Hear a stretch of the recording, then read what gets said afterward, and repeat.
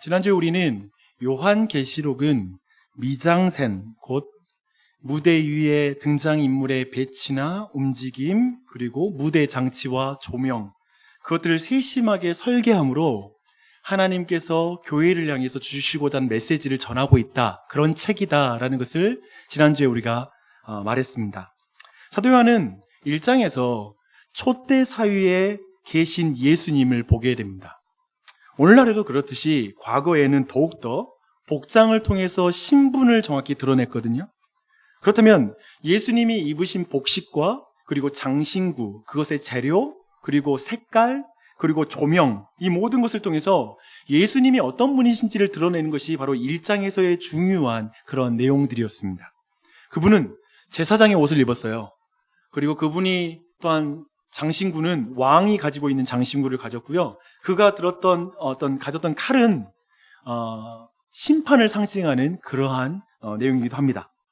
그런 의미에서 1장 19절을 보니까요, 영원한, 즉 알파와 오메가가 되시는 영원한 제사장이요 왕이요 심판자이신 예수님이 요한에게 이런 명령합니다. 19절, 내가 본 것과 지금 있는 일과 장차 될 일을 기록하라.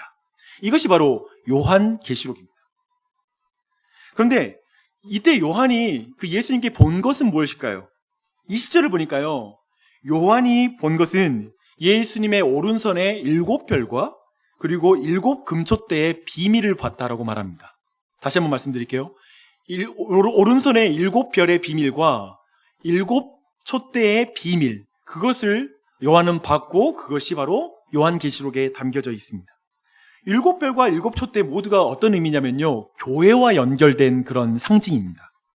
그런 의미라면 지금 사도 요한이 지금 예수님에게서 본 그 비밀은 교회를 붙잡고 계시고 통치하고 계시는 예수님이 바로 그 비밀이에요. 그럼 따라하겠습니다.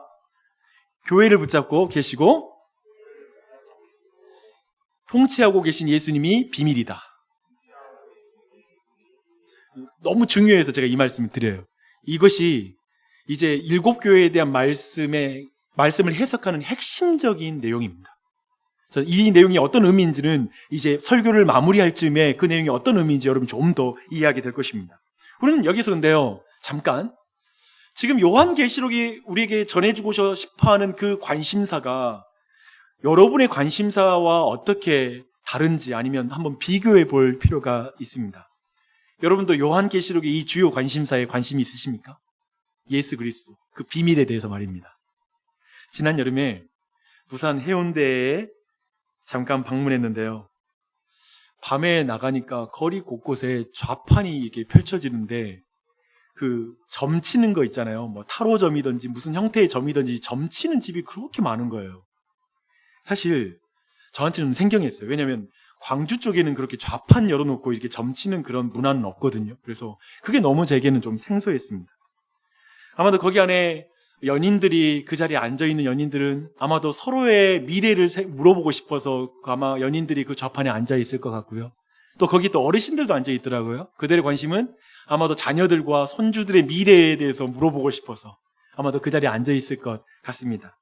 아마도 대부분의 사람들, 세대 불문하고 지금은 영혼까지 끌어서 내가 어느 지역의 집을 사서 투자해야 정말 그 집값이 오를 것인가, 그걸 좀 알고 싶기도 하고, 지금 내가 고민하고 있는데 이 기업에 내가 이거 투자하면 될지, 그러면 좋을지에 대해서 알고 싶어서 그런 좌판에 기웃거리는 사람, 앉아있는 사람이 있을 수 있습니다.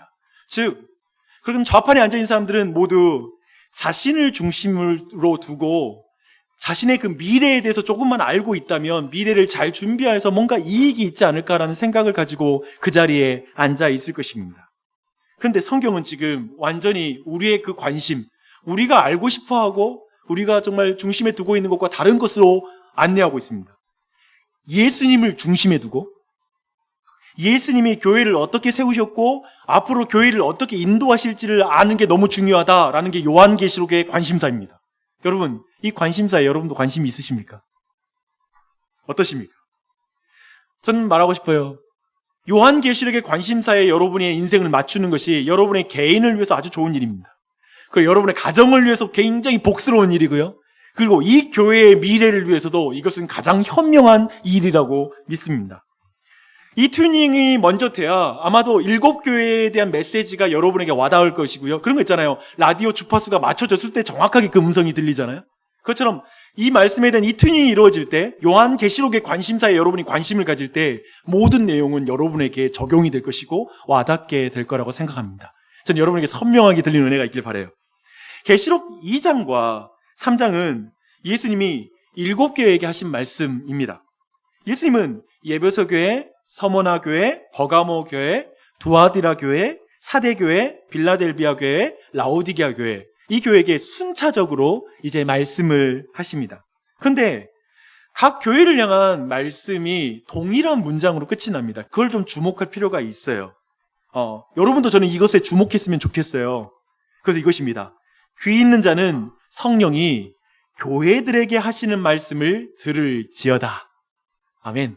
이 말씀을 하고 있습니다. 제가 다시 한번 이 말씀을 읽을게요. 그때 여러분이 한번 이 말씀의 뉘앙스가 어떤 뉘앙스인 것 같은지 한번 생각하면서 들어보시길 바랍니다. 귀 있는 자는 성령이 교회들에게 하시는 말씀을 들을지어다. 우리는 부모의 말을 완고하게 듣지 않는 자녀들에게 여러분 뭐라고 말하세요? 때로는 너무 화가 나면 이렇게 말할 때가 있어요. 너는 귀를 어디에 달고 사는 것이니? 너가 지금 내 말을 어디로 듣고 있는 것이니? 좋은 말로 할 때 들어라. 좋은 말로 할 때. 사실 귀 있는 자는 교회들에게 하시는 말씀을 들을지어다에는 약간 이런 의미, 이런 뉘앙스가 담겨있는 표현입니다. 당시 교회들은 우상 숭배에 길들여진 상태였습니다. 그 당시에도 그래서 그들은 평범한 메시지에는 좀처럼 반응하지 않는, 그냥 좋은 말로 할 때는 잘 듣지 못하고 관심을 기울이지 않을 정도로 영적으로 무뎌있는 그런 상태였습니다. 그래서 요한계시록은 사실은 이후에 나오는 모든 내용들은요, 아까 말씀드렸죠, 미장센을 완전히 사용한다고. 즉 뭐냐면 비유적인 표현이나 번쩍번쩍한 조명이 등장하고요, 막 선명한 총천연색의 붉은 말, 막 이런 색깔들이 등장하고 있고요, 온갖 비유적 표현을 통해서 둔감해 있는 사람들의 마음을 끌어서 이제 다시 하나님의 말씀으로 돌아오라고 간절하게 호소하는 게 바로 요한계시록의 내용입니다. 여러분, 그만큼 이 당시의 교회가 하나님의 말씀에 전처럼 귀를 기울이지 않은 것입니다. 오늘날 교회는 어떤가요? 여러분은 지금 이 말씀을 어떻게 들으십니까? 오늘날도 그때 교회와 크게 다르지 않다라고 생각하십니까?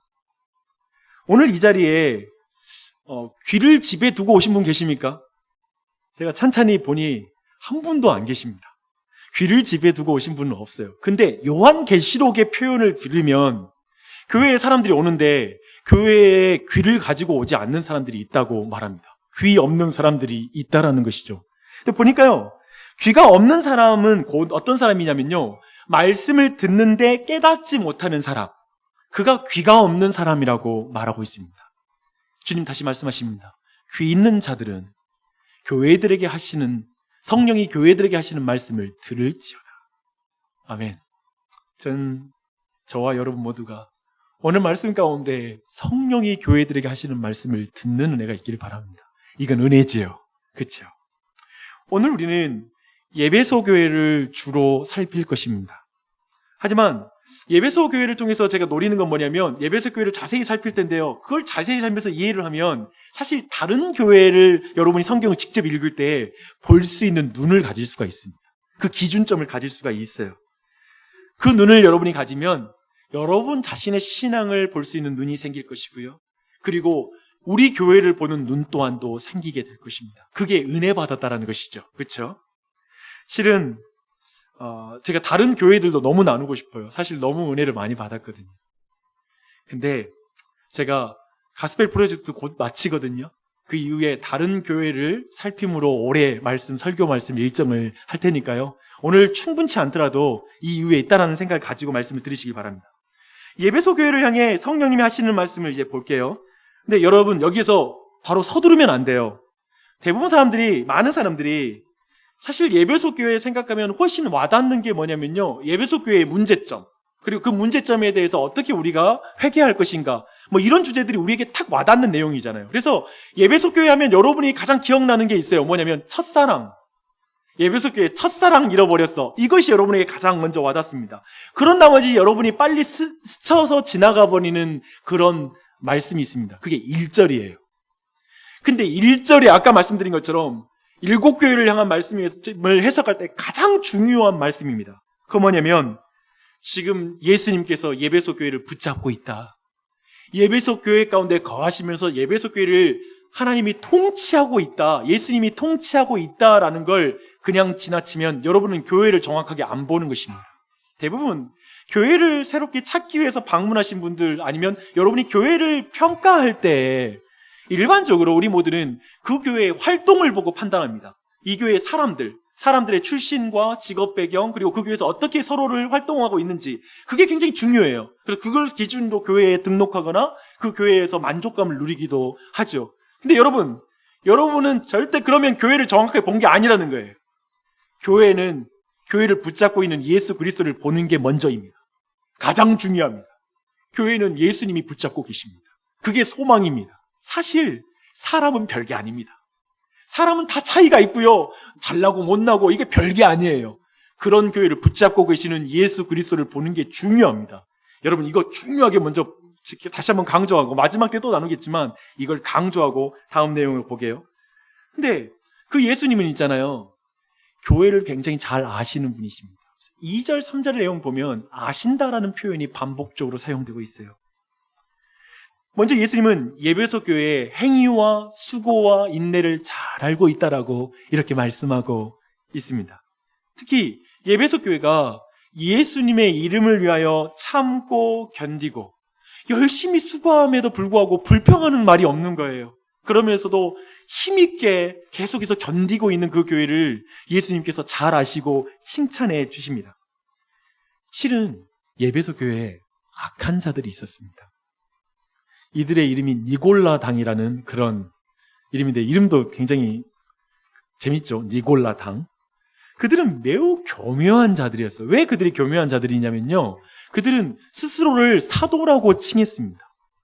그러니까 나는 그리스도인들 중에 그리스도인이다라고, 참 그리스도인이라고 주장하면서 교회 안에서 활동했기 때문에 매우 교묘한 사람들이었습니다. 그렇기 때문에 예배소 교회는 그들을 시험해서 그들의 거짓된 것을 드러냈다라고 해서 예수님께서 지금 칭찬하고 있는 것이죠. 굉장히 엄청난 일을 한 거죠. 그렇죠? 근데 생각해보면 예수님이 칭찬할 정도의 문제잖아요, 이게. 그러면 도대체 니골라 당의 거짓된 것을 드러냈다라는 게 도대체 얼마나 칭찬받을 일인지 오늘날 우리에게 그게 좀 와닿지는 않잖아요. 그런 의미에서 우리가 이걸 와닿는 내용으로 보려면 니골라 당이 어떤 사람들인지 우리가 정확하게 이해할 필요가 있습니다.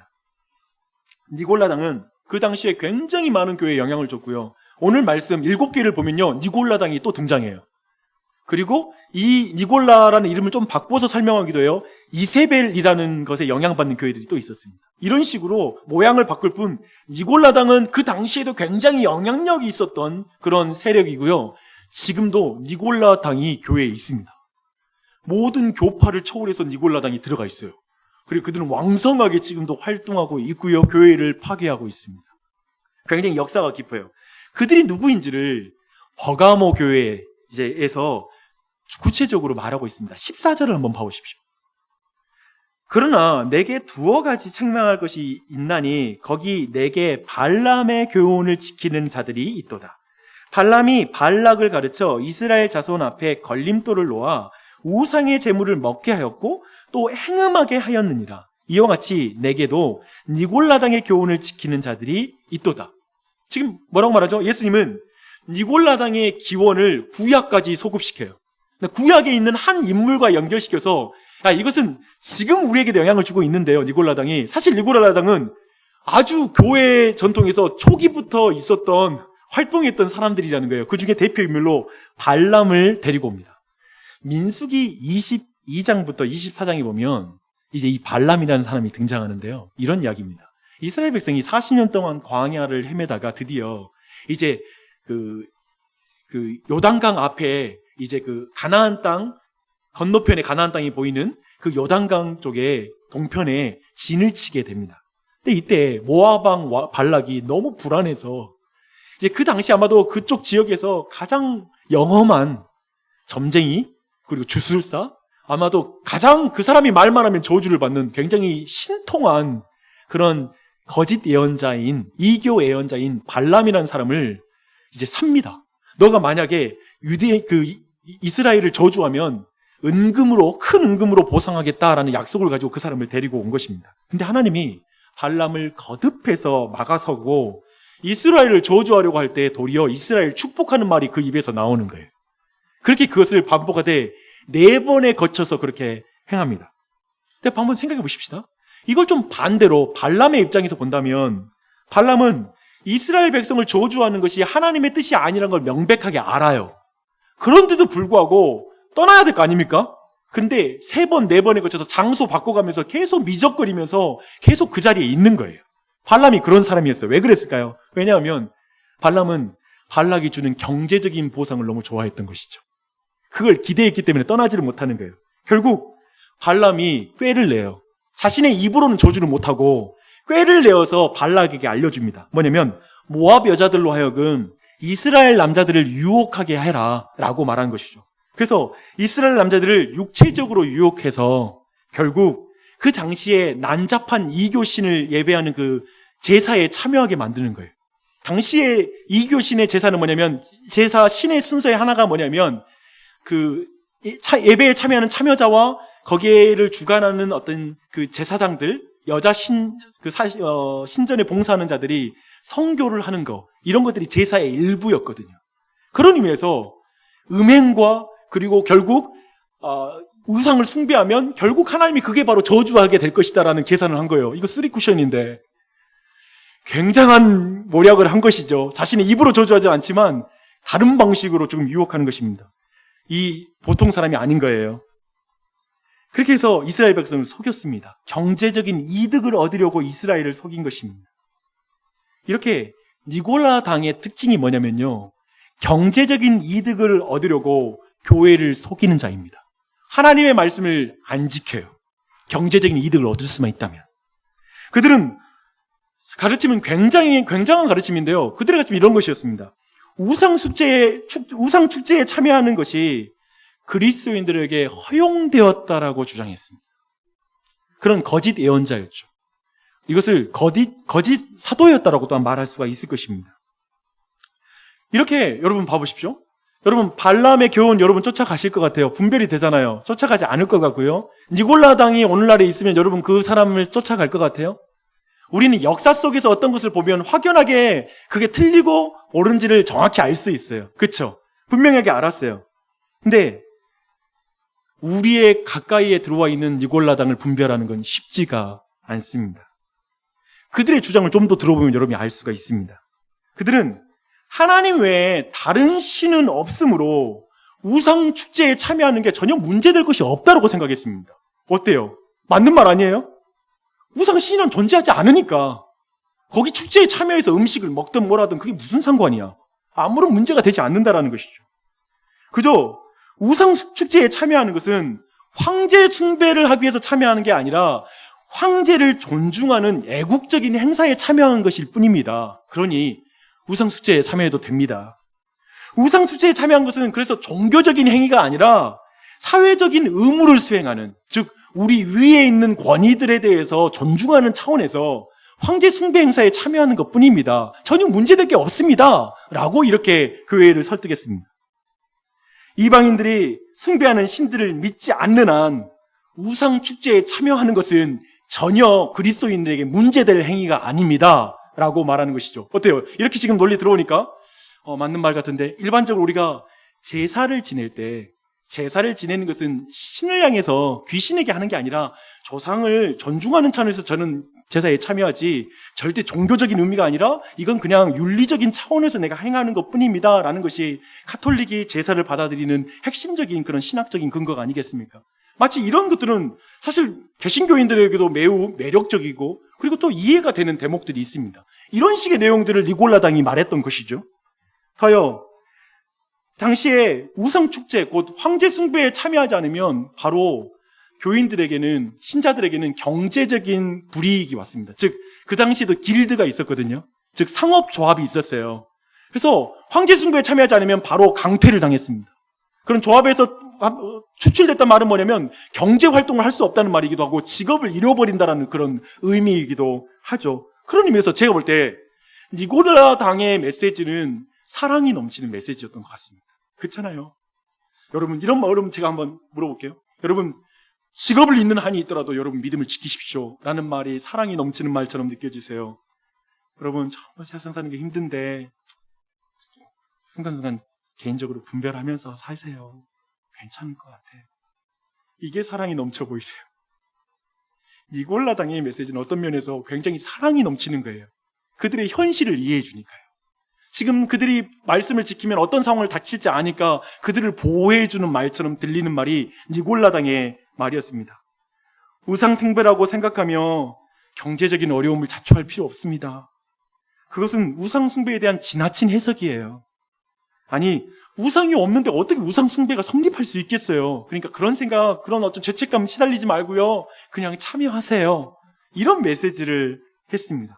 그런 의미에서 볼 때 사람들은 그렇게 지키면 경제적인 이득, 아니면 따로 핍박을 받을 필요가 없으니까 니골라 당의 메시지는 굉장히 그 당시 시대에 맞는, 그 당시 경제 시스템에는 너무나 어울리는 매력적인 메시지였다라고 말할 수가 있을 것입니다. 어떻습니까? 제가 아까 니골라 당은 역사 내내, 교회의 역사 내내 왕성하게 교회 안에서 활동한 그런 교단이다, 교파다라고 말씀드렸는데 좀 이해가 되지 않으세요? 이해가 되시죠? 지금도 우리에게 영향을 주고 있습니다. 경제적인 이득을 위해서 스스로를 속일 뿐 아니라 다른 사람을 속이는 가르침은 교회에도 있습니다. 성경 해석이 이 목사님 다르고 저 목사님 달라요. 때로는 경제적 이익을 위해서 성경 해석도 교묘하게 비틀어버리는 경우가 있죠. 내게 이로운 대로 성경 해석이 달라지니까 교회마다 같은 본문으로 다른 설교가 이루어지는 거예요. 하나님의 말씀임으로 순종하는 것이 아니라 그 말씀이 자신의 이해에 부합함으로 나 그 말씀에 동의해요 라고 말하면서 은혜를 나눠요. 그러니까 심지어는 교회 안에 발람과 같은 목사가 있는 것도 문제인데요. 소그룹 모임에서 제2의 설교자가 또 있습니다. 그 사람은 자신이 생각하는 기준으로 나는 내 생각에는 그렇게 해석했지만 나는 이렇게 해석해요. 자기에게 매우 이로운 대로 성경을 해석하면서 거기 안에서 나누는 사람도 존재할 수 있는 것입니다. 교회 안에도 말씀대로 살면 세상에서 경제적인 불이익을 당할 수 있는 줄 알면서 핍박을 당한다는 것이 뻔한 줄 알면서 그렇게 해석하고 그렇게 설교하는 설교자 보면 교인들 안에 우리 목사님은 사랑이 없어. 우리가 살아가는 현실을 너무 이해하지 못하고 저렇게 가혹하게 말씀하셔. 어쩌면 그렇게 사랑 없는 메시지로도 들을 수 있을 것입니다. 정확히 이런 상황에서 지금 에베소 교회가 니골라 당의 가르침을 시험하여 거짓된 것을 드러낸 거예요. 여러분, 지금 이 상황에 이걸 드러냈다는 게 굉장하다는 걸 이해되시죠? 이게 오늘날에도 쉬운 일이 아니거든요. 그때나 지금이나 교회가 내부적으로 진리의 순수성을 지켜가는 것은 굉장히 어렵습니다. 생각해 보십시오. 이렇게 진리의 순수성을 지켜가는 교인들이 주변에 있잖아요. 누가 있잖아요. 그러면 아유, 너만 잘났어. 너무 답답하게 믿는다. 너무 율법적이야. 라는 식으로 말하기 쉽습니다. 이 세상에서 어떤 불이익이 있더라도 하나님의 뜻을 따른다고 해서 그것을 사람들이 알아줄까요? 아니요. 아무도 알아주지 않아요. 알아주는 사람은 없고 도리어 비웃는 사람들이 주변에 있고 비아냥거리는 사람이 있을 수 있습니다. 교회 안에서마저도 그렇습니다. 근데 오늘 말씀이 그건 거예요. 세상 다 몰라줘도 예수님이 내가 안다라고 말씀하시는 거예요. 이게 바로 에베소 교회를 향해 아시고 칭찬하신 이 안에 발견하는 우리의 은혜입니다. 내가 내 행위를 안단다. 내가 작은 이익의 신앙 양심을 팔지 않으로 뺑 돌아가면서 수고한 그 수고를 내가 알아.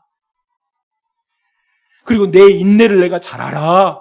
세상 사람 다 몰라줘도 난 너 알고 있어. 우상숭배에 젖어들지 않으려고 내가 몸부림치면서 내 이름을 위하여 참고 견디고 인내하는 거 내가 알아. 다 몰라줘도 내가 알아. 이렇게 말씀하십니다. 주님은 말씀하시거든요. 하나님이 미워하는 것을 미워하는 에베소 교회를 세상은 미워해요. 그렇지만 하나님은 사랑하세요. 하나님은 하나님이 미워하는 것을 미워하는 하나님의 사람을 아십니다. 세상은 그 사람을 미워해도 하나님은 그 사람을 사랑하십니다. 니골라당의 행위를 너가 미워하였느냐? 나도 그걸 미워해 라고 말하고 있죠. 그 말씀이죠. 내가 기뻐하는 것을 기뻐하는 것이 내게 기쁨이란다. 내가 싫어하는 걸 네가 싫어했으면 좋겠어. 그게 교회예요. 그게 그리스도인이에요. 그걸 하나님이 원하신다는 걸 말씀하고 있습니다. 그리고 그 모든 걸 볼 때 주님이 아세요. 분명히 아세요. 근데 이렇게 칭찬하죠. 모든 걸 아시는 주님께서. 근데 이렇게 칭찬받은 에베소 교회에 책망할 것이 있는 거예요. 이게 뭡니까? 갑자기 반전이 일어납니다. 너무 달달하다가 갑자기 찬물이 끼얹어지는 것 같아요. 이것은 예수님이 어떤 분이신지 사실 우리에게 알려주고 있습니다. 일반적으로 사람은 두 부류로 나눌 수 있는 것 같습니다. 작은 단점을 강조함으로 장점을 칭찬하지 못하는 사람과 또 장점을 칭찬하는 건 너무 잘하지만 단점을 사랑으로 충고하지 못하는 사람. 아마도 사람들은 이 둘 중에 하나를 하는 것 같아요. 그렇죠? 장점과 단점 어느 한쪽에는 눈을 감아버리는 것이죠. 아마 한 사람에게는 성격상 그런 경우를 많이 보게 됩니다. 우리 모두 한쪽에 치우치는 것입니다. 그런데 예수님은 교회의 약함과 강함을 다 아십니다.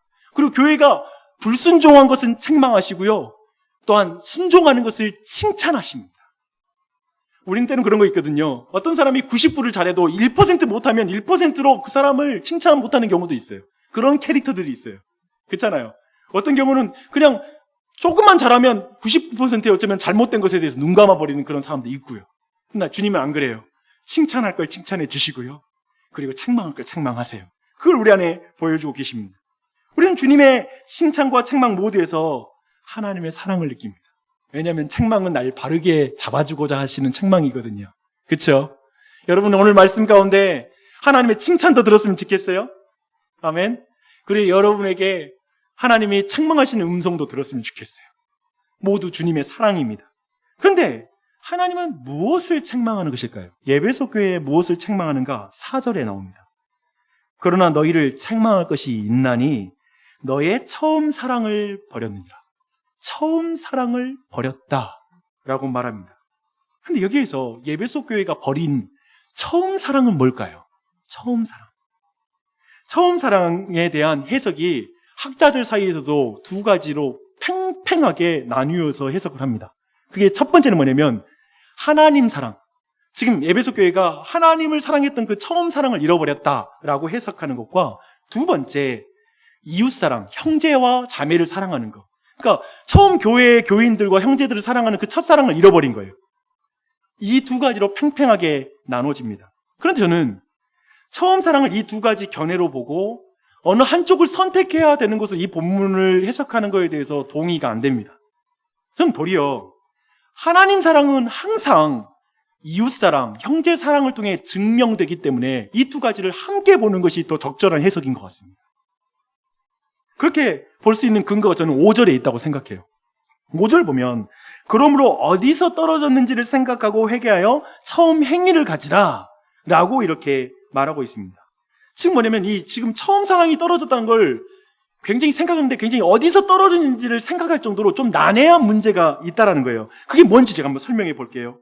우리가 위에서 살핀 것처럼 에베소 교회는 니골라당 등으로부터 교회 내부의 순수성을 지키려고 굉장히 노력했어요. 그렇게 본다면 진리를 사랑한 거잖아요.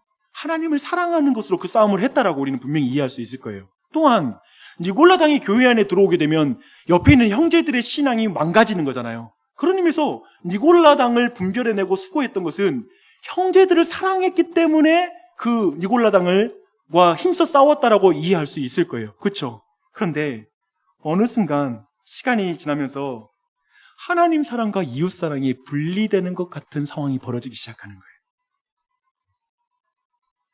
예를 들면 악한 자들을 용납해서는 안 되는 거 맞잖아요. 그런데 약한 자들도 용납하지 않는 거예요. 악한 자들을 용납하지 않는 건 주님이 기뻐하시죠. 근데 약한 자들은 품으라고 하셨거든요. 근데 약한 자들까지도 교제하지 않고 그들과 사귀지 않는 일들이 벌어지는 것이죠. 이런 일은 오늘날의 교회 안에서 그리고 그리스도인들 안에서 비일비재하게 벌어진 일이라고 생각합니다. 여러분은 하나님 사랑과 이웃 사랑이 분리된 것 같은 그런 그리스도인들을 본 적 있으십니까? 뭐냐면 예배 시간에는 하나님을 사랑하는 것 같아서 너무나 열광적으로 찬양하고 예배하는데 한 번도 주변에 있는 교인들을 돌아보지 않는 사람, 그리고 어떻게 사는지 묻지도 않고 전혀 그 사람에게 사랑을 느낄 수 없는 그런 신앙인들을 본 적이 있으세요? 그때 우리는 당혹스럽죠. 저 사람은 하나님 사랑하는 건 도대체 뭘까? 이런 생각을 갖게 되는 것이죠. 처음에는 안 그랬는데 시간이 지나고 사랑이 식어진 자신을 본 분 계세요? 내 안에 사랑이 많이 식어졌구나. 저는 제 자신에게 그런 것을 볼 때가 참 많습니다. 하나님을 사랑하라고 설교하면서 교인들에게 짜증낼 때가 있어요. 이해되세요? 여러분, 좀 제발 사랑 좀 하세요. 사랑. 서로 사랑하세요. 근데 내가 짜증내는 거예요. 서로 사랑하자는 말을 왜 그렇게 무례하게 말을 해요? 그렇죠? 목사가 그럴 때가 있어요. 그리고 나는 대단히 하나님을 사랑하는 것처럼, 그리고 서로 사랑하는 것처럼 말할 때가 있습니다. 우리는 하나님의 영광을 위한다고 말하면서 옆에 있는 형제를 죽이는 십자군이 될 수가 있어요. 그러니까 하나님 사랑과 이웃 사랑이 완전히 분리된 형태의 신앙을 쉽게 만납니다. 이것은 기독교 안에 들어와 있는 심각한 문제입니다. 에베소 교회는 사실 바른 교리를 말하면서 어느 순간에는 이웃들 보면, 불신자들 보면 바른 교리 안에 살지 못하는 삶이잖아요. 근데 그들을 정죄하기 시작하는 거예요. 그러면서 그들에게 전도하고 싶은 마음이 없어지는 거예요. 사실 이웃사랑의 가장 큰 결정체는 뭐냐면 이웃에게 복음을 전하는 것이 바로 이웃사랑의 가장 중요한 거거든요. 근데 어느 순간 이웃에게 복음 전하는 마음이 완전히 사라져버린 거예요. 사실 요한계시록 지금 에베소 교회에게 처음 사랑이 식어졌다라고 말하는 가장 유명하고 가장 광범위하게 연구한 그레고리 빌이라는 신학자가 있거든요. 그러니까 요한계시록 해석의 결정판이라고 불리는 그 목사님은 이 본문을 어떻게, 처음 사랑을 어떻게 해석하냐면 이웃에게 복음을 전하는 사랑이 식어져 버렸다는 걸 책망한 것이라고 해석해요. 그 이유는 뒤에 보면 촛대를 옮긴다고 말하거든요. 촛대의 의미는 뭐냐면 비추는 거잖아요. 주변의 사람에게, 어두운 곳에. 그 의미는 곧 복음을 이웃에게 전하는 사랑을 말하는 거예요. 이웃에게 빛을 비추는 복음을 전하는 사랑이라고 부르는 거죠. 이렇게 해석을 한다면 지금 우리 모두에는 굉장히 이 주제가 처음 사랑을 잃어버렸다는 내용이 굉장히 우리 모두에게 와닿게 되겠죠. 여러분, 근데 처음 사랑 좀 잃어버린 게 뭔 대수라는 생각 안 드세요? 저는 좀 그런 생각이 들었어요. 아니, 처음 사랑 잃어버린 게, 우리 부부 관계도 처음 사랑 잃어버렸다 하지만 우리는 감정으로 살지 아니하며 정으로 산다, 뭐 이렇게 말하면서 첫사랑은 크게 중요하지 않아, 뭐 이렇게 말하는 경우도 있는데 그런 개념은 아닙니다. 좀 잃어버리면 뭐 무슨 대수야, 이 사랑이라는 게 그런 주제가 아니에요. 에베소 교회 정도로 저렇게 바르게 살려고 몸부림쳤으면 그걸로 좀 이 못한 거 퉁쳐주시면서 그냥 넘어가주면 안 될까요? 이런 첫사랑 잃어버린 거? 그렇게 생각할 수 있잖아요. 이게 굳이 책망할 내용일까라는 생각이 들어요. 그런데 사랑을 잃어버리는 게 다 잃어버린 거예요. 여러분, 이걸 주목하십시오. 이건 책망거리예요. 굉장히 중요해요. 여러분, 사랑하는 부부 사이에 사랑을 잃어버리면, 자녀들과의 관계에서 사랑을 잃어버리면 어떻게 되겠습니까?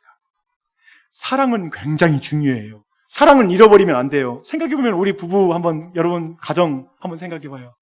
처음에는 집 한 채 없었죠. 근데 지금은 아마도 많은 분들은 자기 이름으로 된 집을 가지고 있는 사람도 있을 것이고, 또 그걸 목표로 하는 사람들도 있을 거예요. 아마도 우리 모두 대부분은 우리 부모님들보다는 넓은 평수에 일찍부터 집을 사서 가지고 있을 것이고요. 아마도 예전에는 자동차 꿈도 못 꿨는데 가정에 자동차가 2대 있는 가정도 있고, 나름대로 정말 부모님들이 꿈꾸지 못했던 그런 자동차를 타고 있는 사람도 있어요. 근데 그 집을 사서 들어갔는데 부부 사이에 사랑이 없는 거예요. 아이들과 사랑이 없는 거예요. 지금 이건 거예요. 차를 타고 가는데 말이 없는 거예요. 서로 사랑이 없어. 이게 뭐냐 이거예요. 굉장히 중요하죠. 사랑이 없으면 안 되죠. 그쵸? 그래서 그 부분을 책망하는데 마치 교회도 그렇다는 거예요. 교회가 성장하니까 5층, 6층, 이제 7층, 8층까지 가네요. 이런 계획이 있단 말 아니에요. 내 말은 비유로 들어보세요. 그렇게 됐는데 교회가 사랑이 없는 거예요. 막 말씀 좋다고 막 사람들이 예배는 잘 드리는데 예배 후에 서로 보지도 않고 헤어지는 거예요. 다른 건 다 없어도 있잖아요. 사랑이 없으면 부부관계, 자녀들과의 관계 안 돼요. 그리고 교회도 다른 건 다 있는데 교회 안에 사랑이 없으면, 사랑이 식어져 버리면 이건 정말 책망받을 일이라는 거예요. 너무 중요한 문제라는 것입니다. 모두들 부부 사이도 그렇고요. 교회에서 그런 말 하는 것 같아요. 내가 이렇게 열심히 산 게 왜 그런 줄 알아? 다 애들 사랑하고 당신 때문에 내가 이렇게 열심히 살았는데 왜 이러냐고. 아니 내가 교회를 얼마나 사랑해서 열심히 그렇게 일했는지 아세요? 얼마나 사랑한지 아세요? 라고 말하면서 서로 싸우고 있다니까요.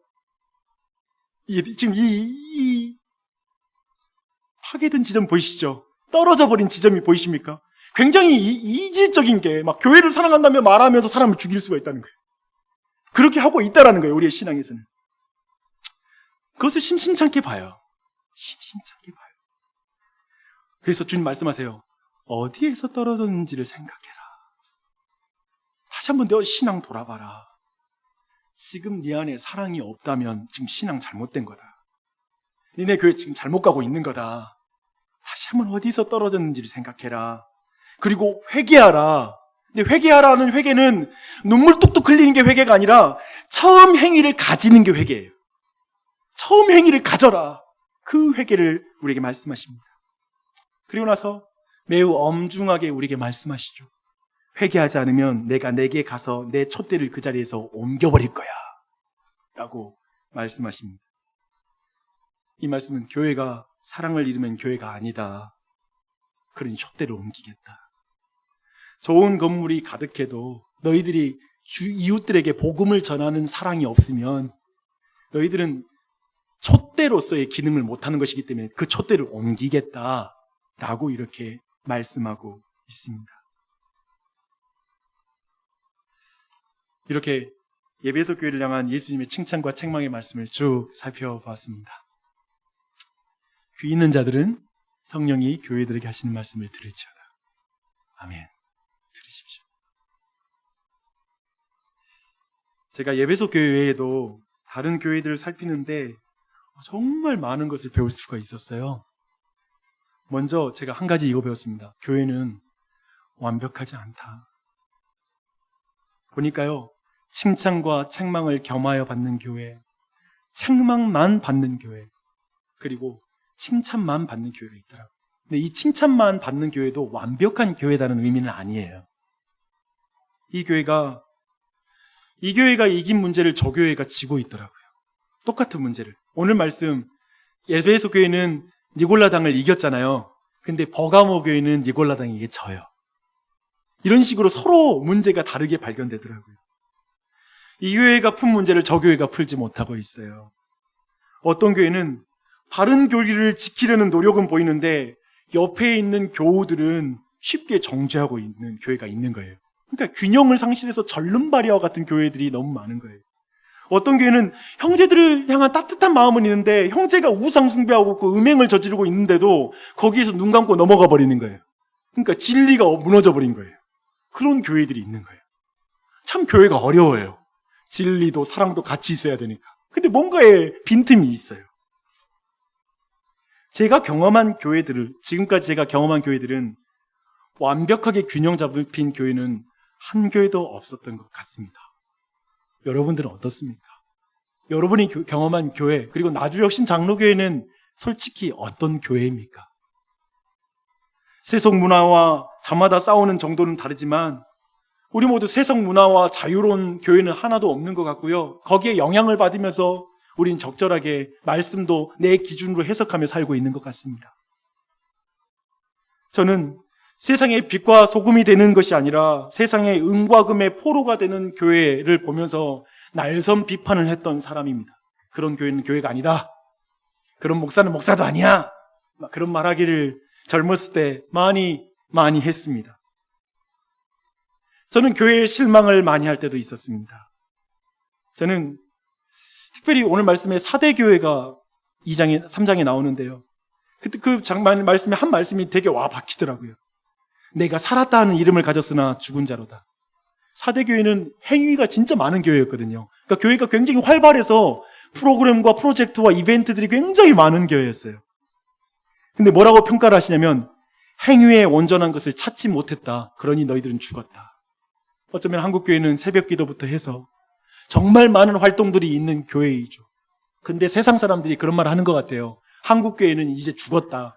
한국교회는 이제 망했다. 이제 한국교회는 미래가 없다. 라고 평가하는 것 같습니다. 심지어 교회 안에 있는 신자들마저도 교회에 대한 기대감은 더 이상 없고 거기에서 상처받고 거기에서 포기하는, 교회를 포기하고 싶은 마음이 있는 사람들이 너무나 많은 것 같습니다. 그뿐입니까? 여러분 자신의 신앙에서도 7교회가 보이지 않습니까? 나도 가망 없어. 나 같은 인간이 무슨 그리스도인이야. 내가 교회 다닌 게 맞아? 이제 마음이 식어질 대로 식어져가지고 웬만한 자극받아서는 나는 변화 안 될 것 같은 심령을 가지고 이 자리에 나와 있는 사람도 있을 수 있죠. 지금 이 시간 말씀드리면서 애써 말씀 안 들으려고 여러분이 시선을 피할 수도 있고 마음으로 옆으로 돌릴 수도 있습니다. 제가 에베소 교회와 7교회 보는데 정말 내가 가진 문제가 다 드러나는 거예요. 다 드러나는 거예요. 그런데 요한계시록의 비밀을 주목할 때 그 내용이 순식간에 안에 벅찬 감격으로 바뀌었어요. 아까 제가 말했죠. 요한계시록의 7교회를 해석하는 것은 비밀에 집중해야 된다고. 예수님이 죽은 것 같은 사대교회를 붙잡고 계시는 거예요. 그리고 지금 이 순간 그 교회에게 말씀하고 있잖아요. 포기하지 않는 거예요. 지금 그 교회는 사실 다 죽었다고 말할 수 있는 교회거든요. 겨우 몇 사람만 흰옷을 입은 자라고 평가하고 있어요. 몇 사람만. 그러니까 이게 교회가 엉망인 거예요. 이거 교회라고 말할 수 없는데도 예수님은 그거를 교회라고 부르시는 거예요. 여러분, 이 예수님의 시선을 놓치지 마십시오. 그래서 나는 여러분에게 교회를 함부로 포기하거나 함부로 비난하는 걸 여러분이 주의하기를 바란다고 말하고 싶습니다. 여러분의 눈으로 판단하는 것으로 교회를 쉽게 평가하지 마십시오. 예수님이 붙잡고 있는 교회이기 때문에 그렇습니다. 뭐라고 말씀한지 아세요? 사대교회는 7영과 7별을 가진 주님이 붙들고 있다고 말합니다. 이 말은 뭐냐면 내가 이 교회는 사람들의 힘과 능력으로 볼 때에는 죽은 교회처럼 보일지 모르지만 성령의 능력으로 진리로 내가 이 교회를 붙잡을 것이다. 이를 일으킬 것이다. 이 주님이 교회를 붙잡으니 교회의 장래의 소망이 있는 것이죠. 오늘 말씀 보십시오. 에베소 교회는 어떤가요? 스스로 지혜 있다고 말하고 또 굉장히 균형 잡힌 어쩜 진리로 엄격한 교회, 또 교리적 순수성을 지키려고 하는 그런 교회였지만 균형을 잃어버렸잖아요. 쉽게 떨어져 버렸잖아요. 그때 그들 가운데 거하시는, 그리고 붙드시는 주님. 그러니까 붙드시는 분이 될 때 넘어지려고 할 때 붙들어 일으켜주잖아요. 그러니까 지금 예수님이 내가 너를 붙잡고 있어. 걱정하지 마. 이게 교회의 소망이라는 것이죠. 그리고 서머나 교회를 보십시오. 서머나 교회는 신앙 때문에 정말 궁핍한 가운데 환난을 당하고 있었던 그런 교회예요. 그런데 그런 교회를 어떻게 위로하는 줄 아세요? 처음이며 마지막이요 죽었다고 살아나신 예수님이 그 교회를 붙잡고 있다고 위로하는 거예요. 이 말은 뭐예요? 경제적인 어려움을 경험하는 이에게 역사를 주관하신 분만이 위로가 된다는 거예요. 처음과 나중 끝이 되시는 그분이 너를 붙잡고 있다 할 때 위로가 되는 거예요. 주 안에 사랑하는 여러분, 여러분의 미래에 무슨 일이 일어날지를 아는 것이 비밀이 아니에요.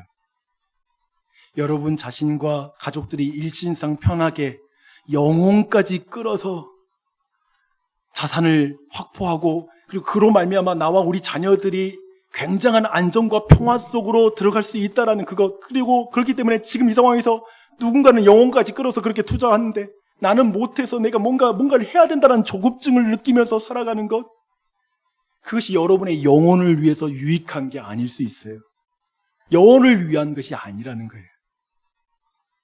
도리어 그런 의미에서 어떤 비밀을 아는 것, 투자 방법을 아는 것이 우리가 알아야 될 비밀이 아니라 가장 큰 것, 여러분 모두를 붙드시는 예수님이 여러분의 비밀입니다.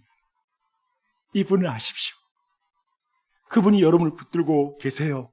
알파와 오메가, 역사의 주인이 당신을 붙잡고 계십니다.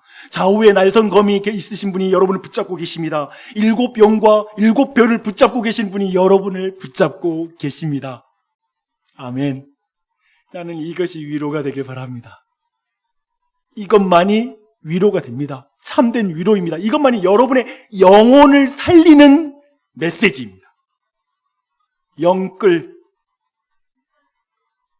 지금 영끌인데 영생이 있잖아요. 성경이 여러분에게 가지고 있는 그 관심사, 주제, 그 방향으로 여러분의 인생을 가십시오. 그게 여러분을 진짜 살린 거고, 여러분이 진짜 영혼을 끌어내어서 살 것은 예수 그리스도예요. 그분을 붙잡는 것이 가장 지혜로운 줄 믿습니다. 그런 은혜가 우리 모두에게 넘치기를 예수님의 이름으로 축원합니다.